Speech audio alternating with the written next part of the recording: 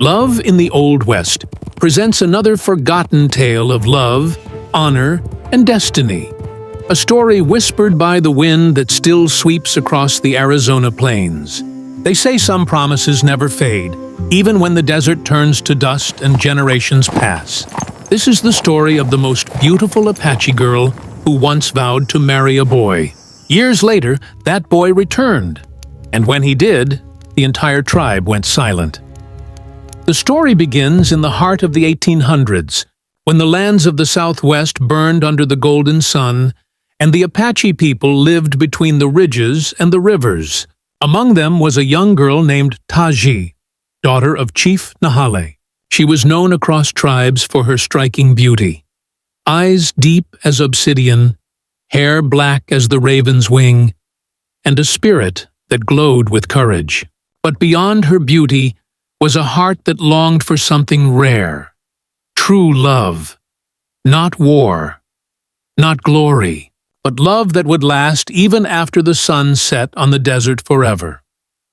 One evening, when the wind carried songs of distant drums, Taji wandered near the edge of the camp. There, she saw a boy, barely older than she, practicing with a broken spear. His name was Eli, a white settler's orphan who had been taken in by the tribe years before. Many in the village still saw him as an outsider, but Taji saw something else. Kindness in his eyes, courage in his stance. He looked up, startled to find the chief's daughter watching him. Their eyes met for the first time, and in that quiet glance, the roots of something eternal began to grow. Days passed, and Taji would find reasons to visit the training grounds, sometimes to fetch water, sometimes to gather herbs, but always with her heart racing. Eli spoke little at first, shy under her gaze, but slowly their conversations bloomed. He told her about the stars, how his mother once said they were spirits of those who loved truly. She told him that love among her people was not a thing of words but of deeds. They were just children then, unaware of how deep their bond would become. One night, under the full moon, when the air was sweet with sage and fire smoke, Taji whispered a promise to Eli. "When I am of age," she said softly, "I will choose you, no matter who stands against us." Eli looked into her eyes, trembling but certain, and placed his hand over hers. "Then I will return," he said, "even if it takes a lifetime." From that night, they carried each other's promise like sacred fire in their hearts. But fate, as always, had other plans. The following year, a conflict broke out between the Apache and a band of settlers who accused the tribe of stealing cattle. The raids grew violent, and suspicion fell upon Eli, the boy who was neither fully Apache nor white. Some called him a spy, others a curse. Chief Nahale, torn between reason and the anger of his warriors, decided Eli must leave for his own safety. Taji wept when they came for him. Eli tried to speak, but she only said, "Remember the vow." He nodded once, then disappeared into the horizon, swallowed by the desert wind. Years rolled by. The war between settlers and tribes grew bloodier. Taji became a woman, strong and proud, her beauty now the legend of the plains. Many warriors asked for her hand. Brave men, noble hunters, even the son of a neighboring chief. But she refused them all. Her father grew angry. "You wait for a ghost," he told her. "The white boy is gone." But Taji's heart did not bend. She would walk alone to the cliffs, where she once watched Eli train, and whisper to the wind, "You will return." The tribe began to whisper about her devotion. Some called it madness, others a curse. They said the spirits were displeased, that she should marry and honor her people. But Taji's spirit was unshakable. Every full moon, she left a small bundle of sage and feathers near the old fire pit, her silent message to the man she once loved. And though the years aged her father and changed her people, her faith did not fade. Then came the day that changed everything. It was the season when traders from the towns to the east arrived with rifles, cloth, and rumors. Among the riders came a man with sunburnt skin, wearing an old hat and carrying a scar across his cheek. His clothes spoke of the white man's world, but his eyes, those eyes, belonged to someone else. He rode slowly into the Apache camp, and as he dismounted, the entire village turned to look. There was silence, heavy and thick as thunder, before a storm. Chief Nahale's guards stepped forward, their hands on their weapons. The stranger raised both palms. "I come in peace," he said in Apache, his voice rough but clear. That voice, Taji knew it before her mind could even believe it. Her heart pounded. She took a step forward. The years melted away, and for a moment, she was the girl beneath the moon again. "Eli?" she whispered. The stranger's lips trembled into a faint smile. "I told you I'd return." The air seemed to vanish. Every warrior stood frozen, every elder silent. For years they had told stories of the white boy who vanished, the outsider who had betrayed them, or so they thought. And now, here he was, standing among them like a ghost made flesh. Some muttered that he brought bad luck, others that he carried vengeance. But Taji did not move. Her eyes were full of tears she had promised herself she would never shed again. Chief Nahale rose from his seat, his face carved with disbelief. "You dare return?" he thundered. "After bringing war upon us?" Eli bowed his head.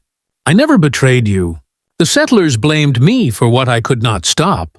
I have spent years among them, fighting not for gold or land, but to find peace." His voice cracked. "To find her." The silence deepened. Even the wind seemed to halt its breath. Taji stepped closer, ignoring her father's warning glare. "You kept your word," she said. Eli nodded, his eyes never leaving hers. "I promised I would." For a moment, the years of pain and waiting vanished, replaced by the warmth of that old vow. But the world had changed.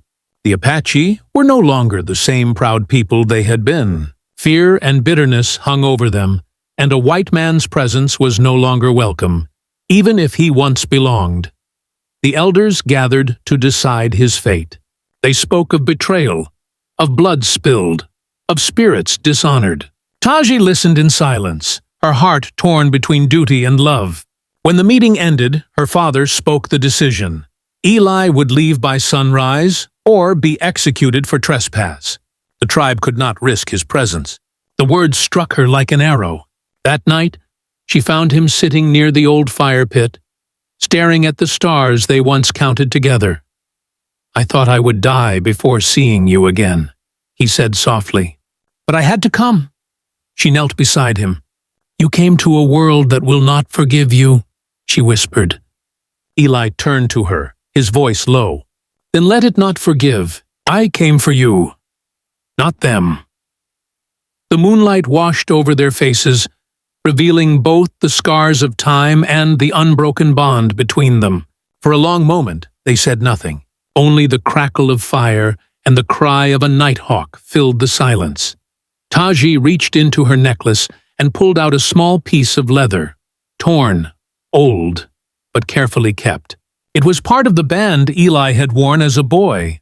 "I kept it," she said. "Every night I prayed you were alive." Eli smiled, his eyes glistening. "I was alive because of that."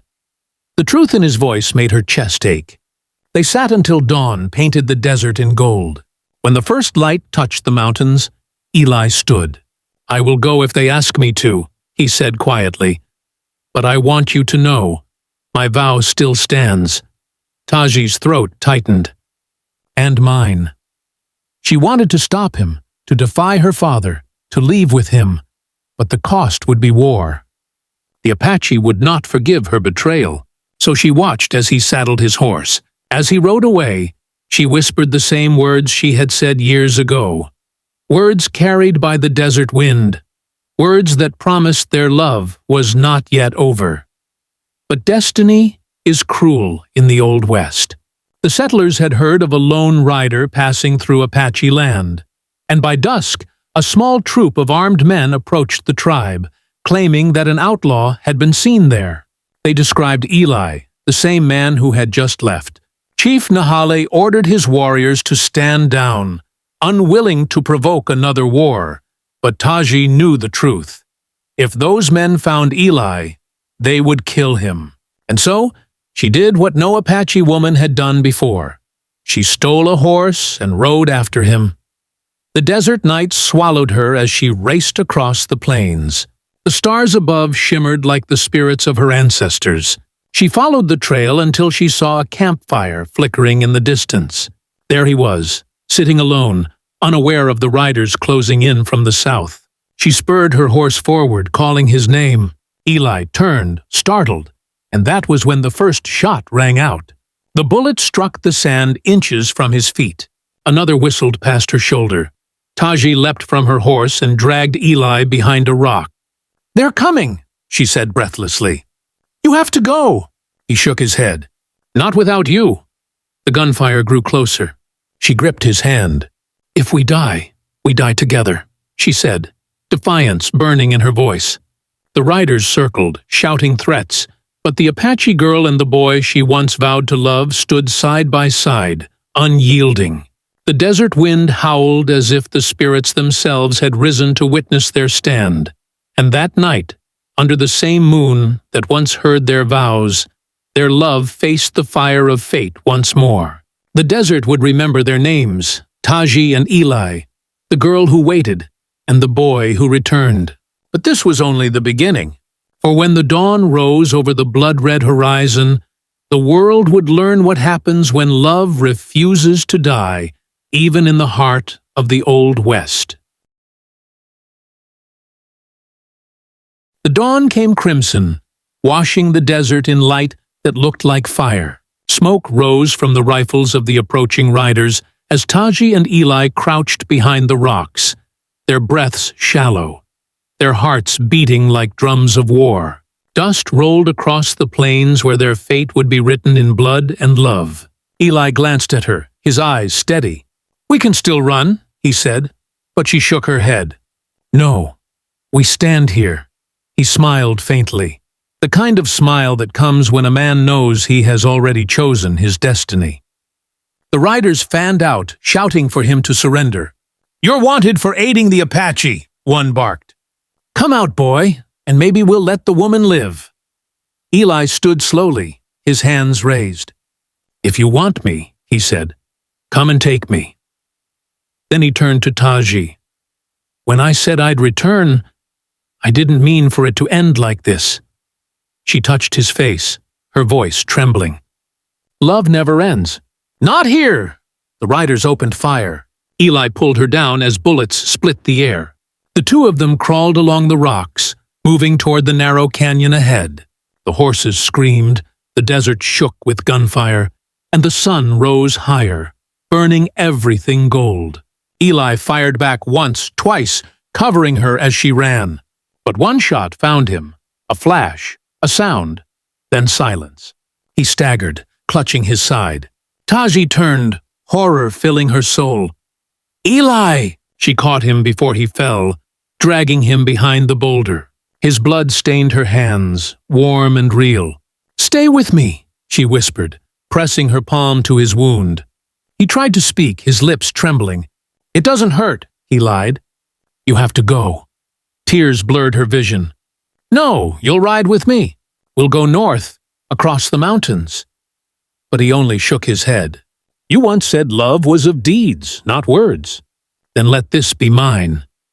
From the ridge above, the riders saw her holding him. One raised his rifle again, but before he could fire, the distant cry of war drums echoed through the canyon. Apache warriors appeared on the cliffs, fierce, painted, armed. Chief Nahale led them, his face hard as stone. He had followed his daughter's trail and arrived at the very edge of tragedy. The riders panicked. Arrows rained down. The desert exploded in chaos.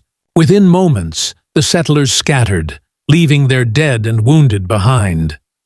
When the dust cleared, Nahale dismounted and ran toward his daughter. He saw Eli's blood, the way Taji clung to him. For a long moment, the chief said nothing. Then he knelt, touching the boy's shoulder.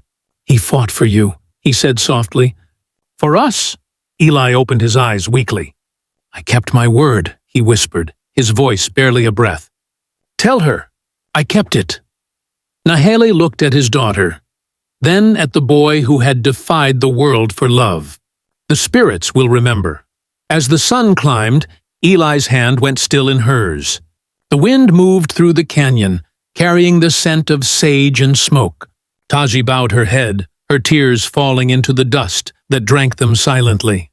Around her, the tribe stood in reverent silence. No one spoke. Even the earth seemed to mourn. She lifted his hand and placed it over her heart, whispering, You kept your promise. Now I will keep mine.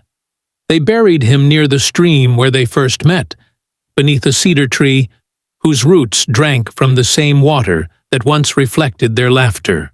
Taji laid 2 tokens on his grave, the leather band she had worn and the small carved heart he had given her as a child. Then she sang a song so soft and sorrowful that even the warriors turned their eyes away. It was a song of farewell, of love too strong for death. Months later, travelers passing through Apache lands would speak of a lone woman who walked the cliffs at dusk, her hair unbound, her gaze lost in the horizon. They said she spoke to the wind as if it answered her. The old ones claimed that on quiet nights you could still see a light by the stream. 2 figures sitting side by side beneath the stars, the spirits of the lovers who had defied both worlds to keep a vow. And so the story of Taji and Eli lived on, carried by the desert wind across time itself. A tale of the most beautiful Apache and the boy who returned, of a promise made in innocence and kept in blood. For in the Old West, love was not a word whispered lightly. It was a bond that no bullet, no war, no death could ever break. This was their love, fierce as the sun, eternal as the land, the kind that could make the whole world fall silent.